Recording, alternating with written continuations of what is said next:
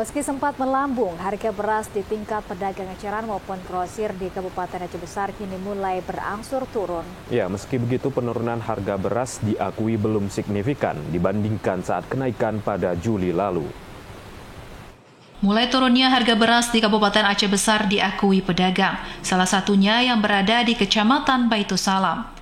Begitupun penurunan dinilai belum signifikan karena hanya berkisar Rp5.000 setiap karung dengan berat 5 hingga 15 kg. Penurunan dinilai lantaran kembali tersedianya pasokan beras, menyusul masuknya masa panen padi. Tak hanya penurunan harga, masuknya masa panen padi di beberapa kabupaten kota di Aceh membuat pasokan beras dari distributor ke pedagang kembali lancar. Harga beras dengan kategori premium untuk ukuran 15 kg yang sebelumnya dijual kisaran Rp250.000, kini turun menjadi Rp245.000. Sementara itu beras premium dengan berat 5 kg dari sebelumnya Rp85.000 turun menjadi Rp80.000. B dari 245 udah 240. Udah turun, mulai dulu.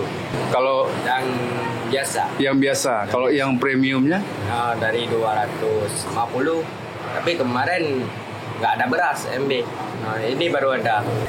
Menurunnya berarti rata-rata 5.000. Baik yang premium maupun yang biasa. Ya, sama. Itu udah ada apa nih?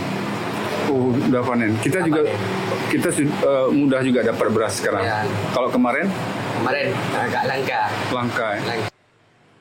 Tak hanya beras kategori premium, penurunan juga terjadi pada beras kategori medium.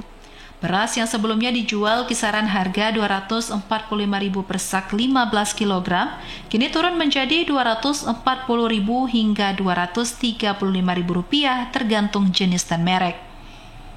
Penurunan ini pun disambut antusias pedagang karena diyakini akan berdampak pada naiknya daya beli masyarakat.